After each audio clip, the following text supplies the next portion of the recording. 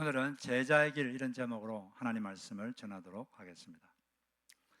우리가 믿는 것은 역사성이 있습니다. 우리가 믿는 것은 역사적 사건을 기초로 합니다. 예수님께서 십자가에서 죽으시고 초자연적으로 다시 살아나셨죠. 그런 다음에 많은 사람이 보는 앞에서 하늘로 올라가셨습니다. 예수님이 하늘로 올라가셨는데 어디로 가셨을까요? 대기권에 막 떠돌아다니시겠습니까? 예수님께서 올라가셔서 천국으로 가신 거죠. 여러분들도 만약에 돌아가시면 여러분이 영혼이 몸에서 빠져나와서 예수님 가셨던 그곳으로 빠른 속도로 가게 될 것입니다. 그분은 지금 그곳에서 우리가 영원토록 갈 거처를 준비하고 있습니다. 다 준비되면 데리러 오십니다.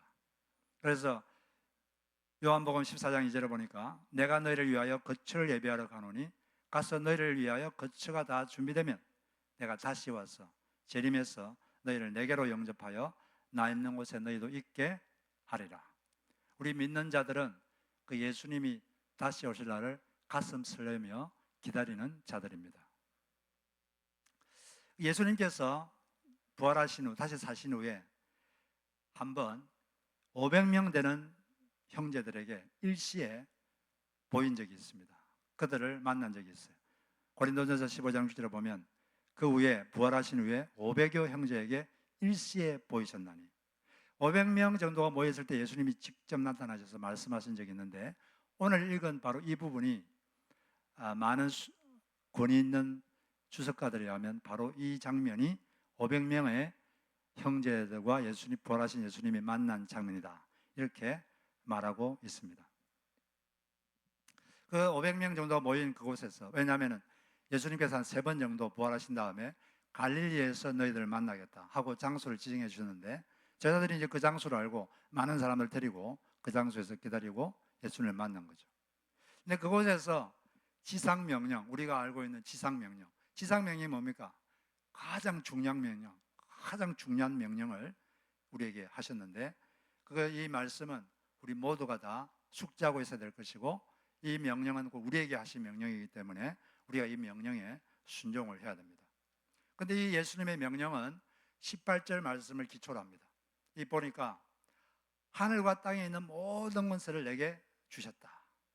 아버지 하나님께서 아들 하나님이신 예수 그리스도에게 하늘과 땅, 우주와 이 지구에 있는 모든 권세, 권세라는 것은 authority, 권위, 그러니까 무언가를 결정하고 집행하는 권한, 그것이 예수 그리스도에게 주어졌습니다. 이 우주와 이 지구의 모든 집행권, 결정권을 그분이 갖고 계신 거죠. 지금 하나님 아버지께서는 예수 그리스도를 통해서 아버지의 권위를 행사하고 계십니다. 그 예수님은 이 땅과 우주의 실세십니다. 사람들이 어떤 문제가 있으면 누구를 찾아갑니까? 실세를 찾아가죠. 그 나라의 실세, 실권자. 그 실세를 찾아가면 가서 말하면 문제가 해결이 됩니다. 그럼 우리는 이 땅의 진짜 실세는 누굽니까? 예수님이시죠. 그분이 진짜 실세입니다. 우리는 어떤 문제가 있을 때 실세이신 예수 그리스도께 가서 도움을 요청할 때 그분이 여러분을 도와주십니다. 그분이 이 땅의 실권, 결정권, 집행권을 갖고 계시기 때문에 그렇습니다. 그 뒤에 있는 이 모든 다른 명령들은 바로 예수께서 실세이시다, 실권을 갖고 계신다, 이 믿음을 있을 때 그 다음 명령을 우리가 실천할 수가 있게 되는 것입니다. 그 다음에 이제 하신 말씀이 우리 모든 그리스도인들에게 하신 말씀인데, 근데 사실 이 말씀은, 이 명령은 500명 그 제자들에게 그 현장에서 하신 말씀이에요. 그러면 우리하고는 상관없지 않느냐 이렇게 생각할 수도 있는데 그렇지 않습니다.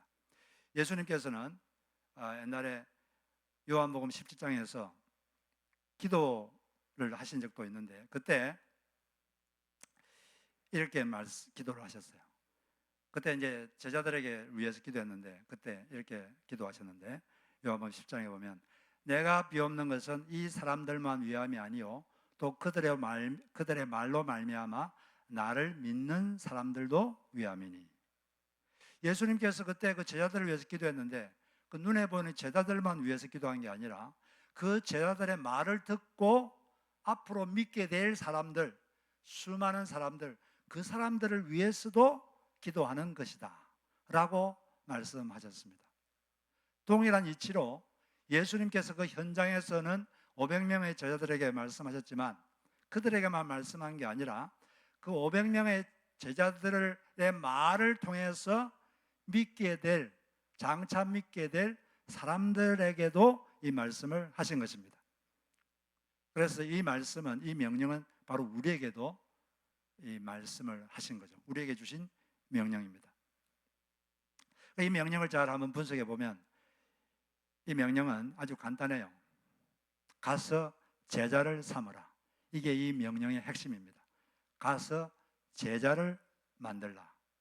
그리고 그 뒷부분은 그 제자를 만들라 그랬는데 어떤 식으로 그럼 제자를 만들 것인가? 그 방법을 설명하신 것입니다. 부연 설명 한 게 그 뒷부분이죠. 그 핵심은 가서 제자를 삼아라. 어디로 갑니까? 세상으로 가서. 우리도 어디로 가야 돼요? 사람을 만나려면 공원에 가서도 전도하고 또 친구도 만나고 친구도 만나서 식사도 하면서 그래서 사람을 가서 만나야 돼요. 또 해외 가서 선교도 가고 가서 제자를 만들라. 제자를 삼아라. 그 제자를 만든다는 것은 뭐냐? 그 뜻을 뒷부분에서 설명했는데 첫째는 침례를 주는 것이다. 예수 아버지와 아들과 성령의 이름으로 침례를 주는 것이다. 그 다음에 예수님께서 분부하신 모든 말씀을 가르쳐서 지키게 하는 것이다. 이렇게 말씀하셨습니다.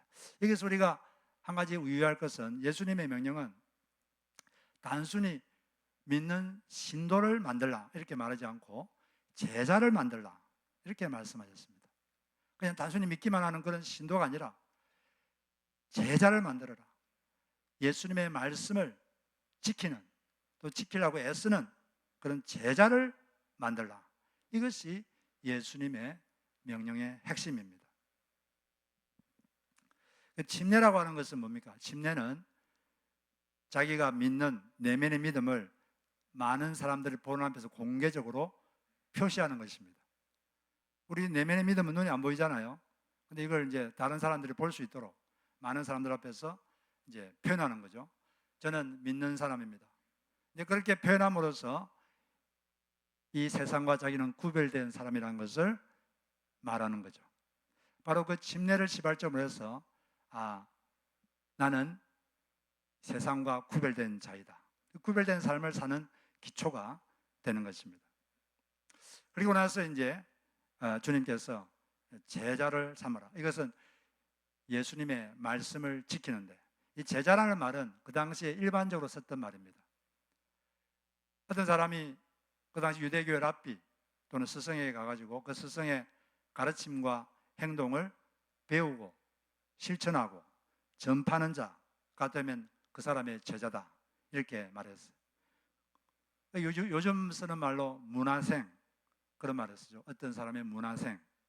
예수의 제자라는 말은 예수님의 가르침과 행동을 배우고 실천하고 전파하는 자, 예수님의 문화생 그런 뜻이 되는 것입니다. 바울은 처음에는 유대교의 유명한 랍비인 가말리엘의 제자였어요. 그런데 가말리엘의 문화생이었다가 예수님이 진짜 구세주구나 그걸 깨닫고 예수의 제자가 된 것입니다.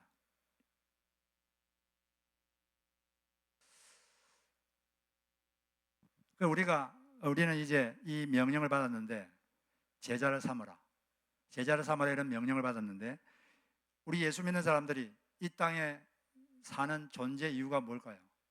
존재 이유는 우리를 하나님께서 이곳에 더 데려가지 않고 이곳에 남겨주신 이유는 바로 이 일을 하라고 우리를 남겨주신 것입니다. 우리 예수 믿는 사람은 왜 돈을 법니까? 예수 믿는 사람들은 욕심으로 돈을 버는 게 아니라 사명감으로 돈을 법니다. 무슨 사명감? 우리 할 일이 많으니까 쓸 데가 많으니까 돈을 버는 거예요. 무슨 일을 합니까? 바로 이 일을 하는데 돈을 쓰라고 돈을 버는 거예요. 여러 가지 방법으로 자기가 있는 곳에서 자기가 할 수 있는 방법으로 제자를 만들라고 전도하고 그 사람이 예수님 말씀을 지킬 수 있도록 돕는 일, 그 사람이 믿을 수 있도록 돕고 그가 예수님 말씀을 지킬 수 있도록 돕는 일, 이 일을 하라고 돈도 벌고 우리 이곳에 더 머물러 있는 것입니다. 근데 제자를 만들라 이랬는데 이 제자란 말을 들으면 사람들이 오해를 하는 경우가 있어요. 사람들 보고 당신은 예수의 제자입니다 이렇게 말하면 저 같은 사람이 무슨 제자입니까? 이 제자란 말을 붙일 정도면 정말 헌신되고 정말 예수께 철저히 헌신되고 그런 특별한 사람들에게 제자란 말을 붙이셔야지, 저 같은 이 무지랭이에게 무슨 제자란, 예수님의 제자란 말을 붙입니까? 저는 저한테 그런 말 쓰지 마십시오. 부담스럽습니다. 부담스럽습니다. 저는 제자 아닙니다. 저는 그냥 집사, 그냥 예수 믿는 사람 이렇게 하지, 저한테 그 제자란 말을 쓰지 마십시오. 이렇게 오해하는 사람들이 있어요. 정말 그런지 성경에서는 어떻게 말하는지 한번 보겠습니다. 성경에서 특히 사도행전에서는 우리가 생각하는 것과 반대로 사용하고 있어요. 사도행전에서는 예수 믿는 사람들 전부를 다 제자라고 부릅니다. 그리고 그 중에 특별한 사람을 집사, 그리스도인 이렇게 불러요. 한번 예를 들어 보겠습니다. 사도행전 14장 21절 여기 보니까 바울이 복음을 그 성 더베에서 전하여 많은 사람을 제자로 삼고 루스드라와 이고노인과 안디옥으로 돌아갔더라. 이 무슨 말이냐면 바울이 그 전날 루스드라라는 곳에서 복음을 전하다가 사람들이 돌로 바울을 쳐서 바울이 죽은 줄 알았어요. 그래서 바울을 성 밖으로 내쳤습니다. 근데 그때 벌떡 살아났어요. 하나님의 기적적인 도움으로 살아나가지고 그 몸도 성취하는데 바로 다음 날 드베라는 성으로 갔습니다. 가가지고 그곳에서 전했습니다. 예수를 전했는데 이게 보니까 많은 사람을 제자로 삼았다 이렇게 있죠. 전했을 때 많은 사람이 예수를 믿었을 거예요. 근데 그 믿은 사람들을 보고 제자라고 이름을 붙였어요. 그 사람들 간 믿은 사람들이에요. 그 드베라는 곳에 처음으로 간 거거든요. 처음으로 가가지고 처음으로 예수를 전했는데 그곳에서 그냥 사람들이 많이 믿었는데 그 사람들 보고 제자다 이렇게 말해요. 제자를 삼았다 그런 말을 썼습니다.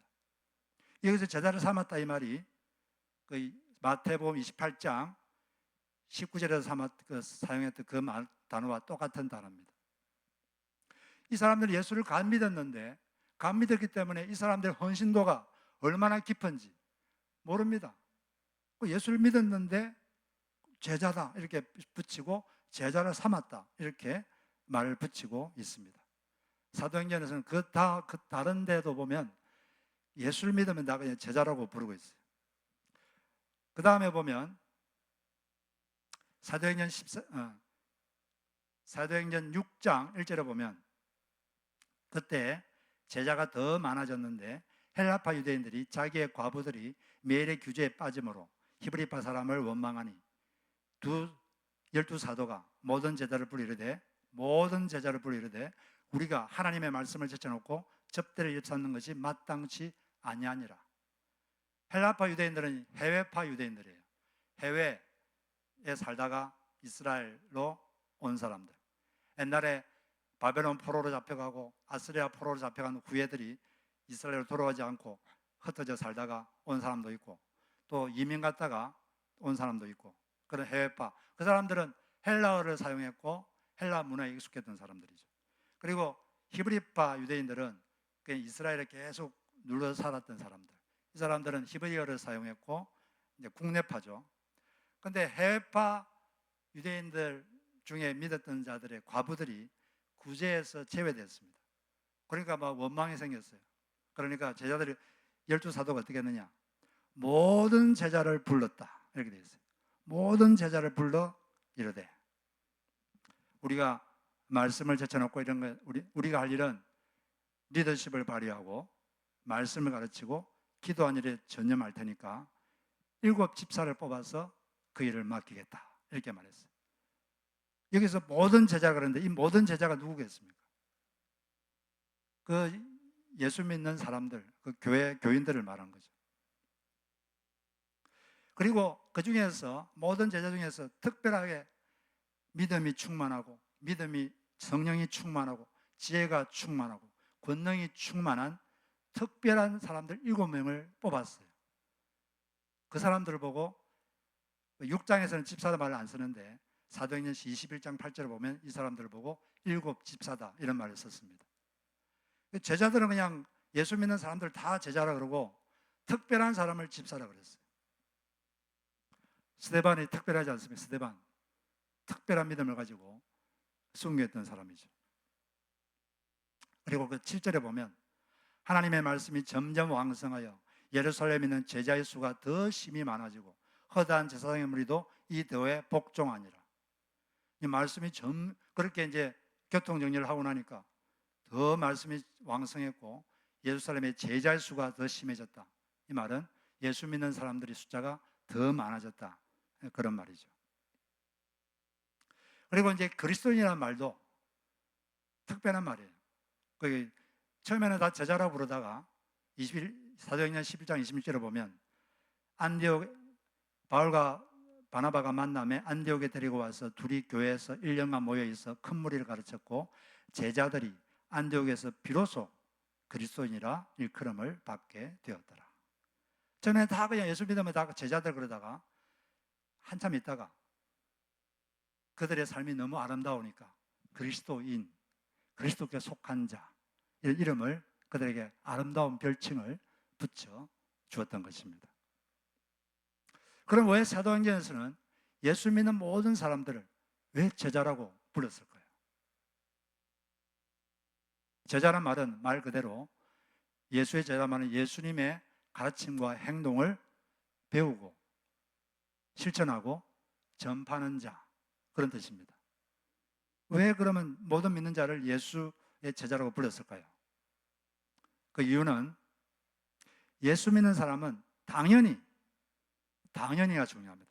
당연히 예수의 가르침과 행동을 배우고 실천하고 전하는 자이어야만 한다라고 믿었기 때문에 제자라고 불렀던 것입니다. 예수를 믿는 사람은 당연히 예수를 따라야만 한다라고 믿었기 때문에 예수 믿으면 다 예수의 제자다 이렇게 이름을 그들은 붙였던 것입니다. 그리고 또 우리가 그 예수를 믿는다 이 말이 예수님을 주님으로 믿는 것인데 예수님이 주님이란 말은 주인이란 말이거든요. 내 인생의 주인, 당신을 내 인생의 주인으로 모시겠습니다. 이 말은 이제 그분께 순종하겠습니다 그 말이잖아요. 그러니까 그 말이나 그 말이 똑같은 거죠. 예수의 제자가 되겠다는 말이나 주님으로 모시겠다는 말이나 똑같은 말입니다. 그래서 성경적으로 하면 모든 믿는 자는 예수님의 제자입니다. 모든 그리스도인은 다 예수 그리스도의 제자입니다. 물론 예수님에 대한 헌신도 정도의 차이는 있습니다. 예수님을 따르는 정도의 차이는 있는데 다 예수님의 제자입니다. 그리고 우리는 이제 그렇게 이 제자임으로 모든 그리스도인들은 정말 제자다운 제자가 되기 위해서 많이 애를 쓰고 기도하고 노력을 해야 되는 것입니다. 옆에 분에게 당신은 그리스도의 제자입니다. 한번 말해주세요.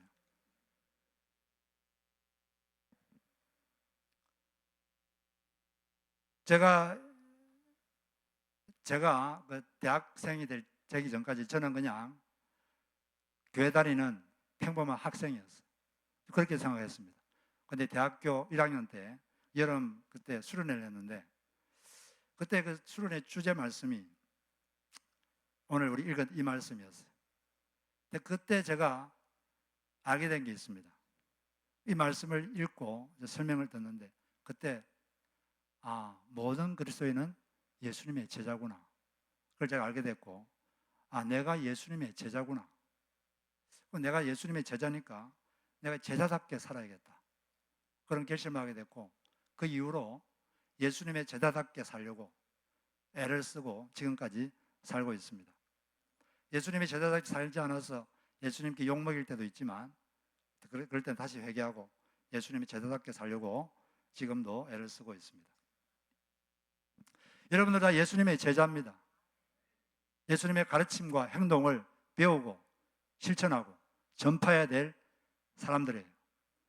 더욱더 열심히 하시고, 그리고 다른 사람이 그렇게 되도록 믿도록 돕고, 그 사람이 하나님 예수님 말씀을 배우고 실천하고 전파하는 사람이 되도록 돕는 일, 그것을 하라고 여러분들을 이 땅에 더 시간을 주신 거예요. 그 일을 여러분 있는 곳에서 여러분이 할 수 있는 방식으로 할 수 있는 만큼 하시기를 주의 이름으로 축복합니다. 제자의 길의 핵심은 순종입니다. 순종하기 위해서는 자신을 꺾어야 돼요. 자기를 꺾지 않으면 절대 순종할 수 없습니다. 주님의 뜻과 자신의 뜻이 맞지 않을 때 자신을 꺾어야 돼요. 자신의 원함과 주님의 원함이 맞지 않을 때 자기를 꺾어야 됩니다. 주님을 꺾으려고 하면 안 돼요. 물론 자신이 원하는 것과 주님이 원하는 게 같으면 꺾을 필요가 없습니다. 그냥 하면 돼요. 같은 거니까. 그러나 자기가 원하는 것과 주님이 원하는 것이 상충될 때, 부딪힐 때, 그럴 때는 자기가 꺾어야 돼요. 자기를 꺾어야 됩니다. 미국에는 사탄교가 있어요. 철치 오브 사탄. 실제로 그런 건물도 있고 성경도, 자기들의 성경도 있고 그러는데, 이 사탄교의 교리의 핵심은 뭐냐? 핵심이 뭘까요? 사탄교의 핵심은 이겁니다. 너가 하고 싶은 대로 해라. 너가 원하는 대로 해라. 이게 사탄교의 핵심 교리입니다. 사탄교에 10가지 계명도 있고 9가지 선언이 있는데 그거 다 뜯어보면 너가 원하는 대로 하라. 그거예요. 그래서 사탄경 1장 1절은 너가 너의 인생의 주인이다. 그게 사탄경 1장 1절의 말입니다. 사탄교는 루시퍼를 숭배하지만 그것보다는 사실은 잘 보면 자기를 숭배하는 거예요. 자아를 숭배하라. 너를 숭배하라. 너의 기분을 숭배하고 너의 원함을 숭배하고 너가 믿는 걸 숭배해라. 너의 본능을 숭배해라. 절제하지 말고 너의 본능의 쾌락을 끝없이 추구해라. 용서하지 말고 복수해라. 그게 그들의 가르침입니다. 네 자아가 원하는 대로 해라. 성경은 반대예요. 너가 원하는 대로 하지 말고 누가 원하는 대로 해야 됩니까? 너가 주인으로 모신, 너가 주님으로 모신 그분이 원하시는 대로 해라. 주님이 원하시는 대로 하라. 이것이 성경의 말씀입니다. 우리는 자기의 원함과 주님의 원함이 부딪힐 때 자기 원함을 꺾어야 돼요. 그리고 예수님이 원하는 대로 할 때 그때 우리가 참된 제자의 삶을 살게 되는 것입니다. 자기 숭배를 거치고 예수님을 숭배해야 돼요. 자기 자존심을 숭배하지 말고 자기 자존심, 자기 명예 이런 걸 숭배하지 말고, 그래서 자기 증명하려고 너무 애쓰지 마세요. 너무 힘들어집니다. 인생이. 예수를 숭배하면 예수님께서 여러분에게 적당하게 필요한 명예도 주시고 여러분을 잘 대해주시는 것입니다. 우리가 순종하는 게 제자의 삶의 핵심인데, 몸으로 계속 순종할 때 참으로 진리를 알게 됩니다. 요한복음 8장 31절 32절에 보면 예수께서 자기를 믿은 유대인들에게 이르시되 너희가 내 말에 거하면 참으로 내 제자가 되고 참된 내 제자가 되고 진리를 알지니 진리가 너희를 자유롭게 하리라. 너희가 내 말에 거하면, 내 말에 거한다는 게 무슨 뜻일까요? 내 말에 거한다, 내 말에 머무른다. 이 말은 내 말을 계속 실천하면, 내 말을 계속 붙잡고 실천하면 참 내 제자가 되고 그때 너의 영혼이 자유를 얻게 된다. 진리를 그때 진짜로 알게 되고 영혼의 자유를 체험하게 될 것이다. 사람이 뭔가를 아는 데는 세 단계가 있습니다. 우리 예수 믿는 사람이 알면은 세 단계 알미 있는데, 첫째는 지식적 알미 있어요. 머리로만 아는 거죠. 머리로만 아는 거예요. 지식적 암. 그런데 이 단계도 반드시 필요합니다. 뭘 알아야지 뭐가 옳은지 그런지 알 거 아닙니까? 성경에 뭐가 있는지 알아야 되지 않겠어요? 모르면은 실천할 수도 없어요. 그게 뭐 마음에 와닿지 않아도 일단 지식적으로 알아야 됩니다. 여러분들은 성경 지식을 많이 알아야 돼요. 너무 많은 그리스도인들이 성경을 잘 몰라요. 이 지식적 암 반드시 필요합니다. 성경을 많이 알려고 노력하시고 성경 지식을 많이 습득하시기를 바랍니다. 그래서 이걸 위해서 우리가 우리 교회에서도 1년에 2차례 봄과 가을에 성경 공부를 하는데, 올해 원래 3월 달에 해야 되는데 제가 3월 달 2주 동안 선교로 비우기 때문에 올해는 4월 달부터 시작할까 그렇게 생각하고 있습니다. 그런 기회가 있으면 여러분 기회를 놓치지 마시고 열심히 배우십시오. 남을 가르칠 수 있을 정도까지 배워야 돼요. 그래야지 그 다음 단계로 갈 수가 있습니다. 첫 번째 단계는 지식적으로 하는 거예요. 머리로 하는 거죠. 근데 두 번째는 가슴으로 하는 것입니다. 언제 그렇게 되느냐? 성령이 임할 때 그때 가슴으로 알게 돼요. 깨닫게 됩니다. 아, 그렇구나. 그때 감격을 느끼게 되고, 그전에는 하나님이 나를 사랑하신다 그러면 그냥 머리로만 알았어요. 뭐 그렇겠지 뭐 하나님 날 미워하겠어 뭐 그러겠지. 근데 성령이 임하시면 아, 정말 하나님이 나를 사랑하시는구나. 나를 이토록 사랑하셔서 목숨까지 바치셨구나. 그리고 막 눈물이 납니다. 막 감격이 되고, 이렇게 나를 사랑하셨는데 나도 이분을 사랑하고 이분을 섬겨야지. 그런 게 뭐 저절로 생기는 거죠. 가슴으로 느끼는 거죠. 예, 그러려면 성령의 임함이 필요합니다. 그래서 여러분들이 이 성경의 진리가 마음에 와닿지 않고 가슴에 와닿지 않으면 기도를 하세요. 어떤 기도를 하느냐?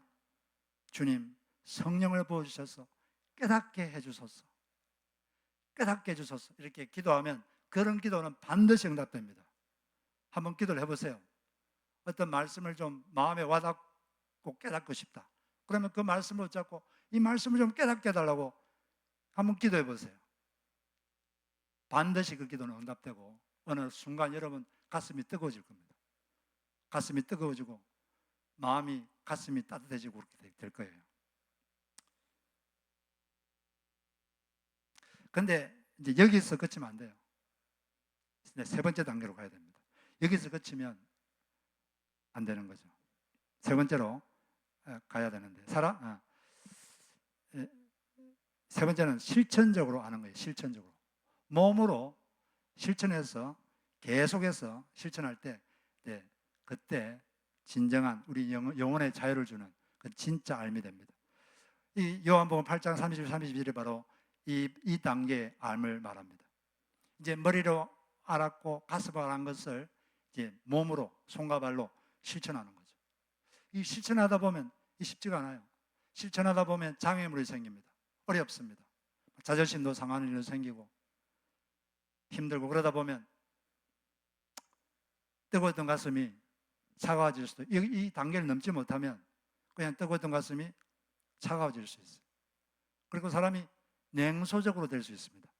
여러분, 냉소가 뭔지 아십니까? 냉소, 차가운 웃음. 나도 다 해봤어. 뭐 그런 거죠. 차갑게 웃는 거죠. 나도 예전에는 다 해봤어. 근데 그 단계를 뛰어넘어야 돼요. 이걸 못 뛰어넘으면 이 가슴만 뜨겁고 그러다가 그냥 차갑게 돼요. 차갑게 되고 그 다음 단계로 넘어가지를 못합니다. 그리고 이 지식이, 이 진리의 지식이 자기를 변화시키는 게 되지 않고 남을 정죄하는 기준으로 바뀌어버리죠. 지식은 자기를 변화시키는 거지 남을 정죄하는 기준으로 삼으라고 주신 게 아닙니다. 많이 아는 사람이 이 단계를 못 넘으면 그렇게 돼버려요. 남을 자꾸 정죄하고 그렇게 돼버리게 만드는 것이죠. 이 단계를 뛰어넘어야 돼요. 자존심이 상하고 힘들고 그래도 계속 그 말씀 붙잡고 전진할 때 이제 드디어 우리는 성숙해지는 것입니다. 가슴만 뜨거운 사람이 아니라 성숙한 사람, 그리고 영혼의 자유를 그때 얻게 되는 것입니다. 어떤 것에도 흔들리지 않는 자유로운 영혼이 되게 되는 것입니다. 그런 삶을 여러분 사시기를 주 이름으로 축복합니다. 이렇게 이제 실천하다 보면 힘들잖아요. 실천하려고 노력하다 보면 힘들거든요.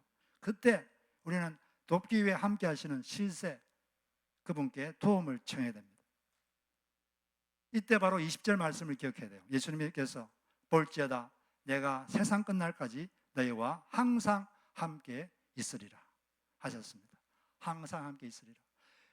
예수님께서 우리와 항상 함께 있다는 것이 너무나 확실하다는 것을 강조하기 위해서 마태는 이 마태복음을 쓸 때 한 가지 조치를 취했는데, 마태복음의 처음과 끝에 주님께서 항상 함께 하신다는 말씀을 집어 넣었습니다. 히브리 사람들은 뭔가를 강조할 때 처음과 끝에 그걸 넣습니다. 그렇기 때문에 이걸 강조하는 거예요. 처음에 마태복음 처음 1장에는 뭐가 있습니까? 마태복음 1장에는 예수님의 탄생기사가 나오는데 거기 보면 예수님의 별칭이 나오는데 예수님의 별칭이 무엇이죠? 임마누엘. 임마누엘이라는 뜻은 하나님이 사람과 함께 계신다. 예수님은 사람과 함께 계신 하나님입니다. 그렇게 이제 하나님이 우리와 함께 하신다고 해놓고 맨 끝에 또 주님께서 내가 너희와 항상 함께 있으리라 하신 거죠. 이 말씀 볼 때 예수님은 단순한 인간이 아니라 신이라는 것을 알게 됩니다. 만약 예수님이 신이 아니면 많은 사람들, 또 여러 장소에 있는 사람들과 동시에 함께 할 수가 없겠죠. 예수님은 신이시고 또 성령님을 통해서 지금도 많은 사람들과 많은 지역에 흩어진 사람들에게 지금도 함께 하셔서 우리를 도와주고 있습니다. 이번 주에 어떤 자매님이 간증을 제가 들은 적이 있는데, 그 자매님이 예수를 참 사랑하는 자매였어요. 그래서 근데 어느 날 자기가 같이 일하는 다른 자매에 대해서 되게 미움이 생겼습니다. 되게 미워졌어요. 근데 예수님 말씀은 사랑하라 그랬잖아요. 근데 이게 미워하면 안 되는데 미움이 없어지질 않는 거예요. 미워하지 말아야 되는데 해도 미움이 자꾸 없어지질 않고, 이때는 어떻게 됩니까? 옆에 돕기 위해 계신 그분께 도움을 청해야죠. 그러니까 이분이 주님께 도움을 청했습니다. 주님의 시각으로 그 자매님을 볼 수 있도록 도와주십시오. 주님의 시각으로 그 자매를 보면 이 미움이 없어질 것 같아서 주님의 시각으로 그 자매를 볼 수 있도록 해주십시오. 이렇게 기도를 해드렸습니다. 기도를 드렸더니 갑자기 성경 구절 하나가 툭 떠올랐어요. 기도 중에 떠오르는 생각, 그것이 하나님의 음성입니다. 기도하고 있는데 말씀이 하나 툭 떠올랐어요. 어떤 말씀이 떠올랐느냐? 데살로니가전서 5장 14절. 또 형제들아, 너희를 권면하노니 게으른 자들을 권계하며 훈계하며 마음이 약한 자들, the timid, 소심한 자들은 격려하고 힘이 없는 자들, the weak, 이 사람들은 붙들어주라, 도와주며 모든 사람에게 오래 참으라. 그러니까 이 세 종류의 사람에 대해서 말하고 있어요. 게으르고 무질서한 사람들, 이런 사람들을 훈계를 해야 된다. 그 다음 두 번째, 하려고 하는데 마음이 약해서 소심해서 못하는 사람은 격려해줘야 된다. 용기를 북돋아줘야 된다. 그 다음에 세 번째, 하려고 하는데 할 능력이 없어서 못하는 사람은 도와줘야 된다. 붙들어줘야 된다. 이렇게 말씀을 드렸는데 이 자매가 가만히 생각하니까 자기가 미워하는 그 자매의 어떤 행동 때문에 미움이 생긴 거거든요. 가만히 이렇게 갑자기 생각이, 이 자매는 힘이 없는 자매구나. 그 행동을 안 하려고 해도 안 할 능력이 없는 자매구나. 그런 통찰이 딱 생겼습니다. 이 자매는 내가 미워할 자매가 아니라 도와줄 자매구나. 내가 이 자매를 도와줘야겠다. 어떻게 도울 수 있을까? 이렇게 딱 마음이 바뀌는 거예요. 그러니까 그 미움이 사라졌습니다. 누가 도와줘서 그 미움이 사라졌죠? 예수님이 도와준 거죠. 어떤 자매 미워가지고 주님의 시각으로 그 자매를 보게 해주십시오. 이렇게 기도하니까 주님이 도와주셔서 그 미움이 사라지고 서로 사랑하라, 이 말씀을 실천할 수 있게 된 것입니다. 예수님의 말씀 대부분이 사랑하라 아닙니까? 예수 믿는 사람들은 어떤 종류의 미움도 가지면 안 돼요. 정치적 미움도 가져서는 안 됩니다. 정치적 견해가 다르다고 미워하고 절대 그러면 안 돼요. 그거는 예수 모르는 사람이 하는 행동이고, 예수 믿는 사람은 안 됩니다. 기도하는 거예요. 그리고 하여튼 우리는 자기 의견이 다른 사람, 생각이 다른 사람 미워하면 안 됩니다. 주님의 시각으로 볼 수 있도록 해달라고 기도하고, 기도하면 주님이 도와줄 줄로 믿습니다. 우리가 말씀을 정리하면, 이 성경에서는 예수를 믿으면 다 그리스도의 제자다, 이렇게 말하고 있습니다. 왜냐하면 예수를 믿으면 당연히 그 사람은 예수의 가르침과 행동을 배우고 실천하고 전파하는 사람이어야만 하기 때문에 그렇습니다. 그러나 제자지만은 우리가 예수님 욕먹이는 제자가 아니라 그분을 영광 돌리는 참 제자가 되려면, 제자다운 제자가 되려면 우리가 더 노력하고 기도하고 애를 써야 되는 것입니다. 우리가 이 땅에 있는 이유는 제자 삼는 이 일을 하라고 이 땅에 있는 것입니다. 우리 각자가 있는 곳에서 자기가 할 수 있는 방법으로 그 사람이 예수를 믿도록 도와야 돼요. 그 사람이 믿은 다음에 그 사람이 예수님 말씀을 실천할 수 있도록 도와야 됩니다. 그걸 하라고 명령하셨습니다. 모든 그리스도인에게 명령하셨습니다.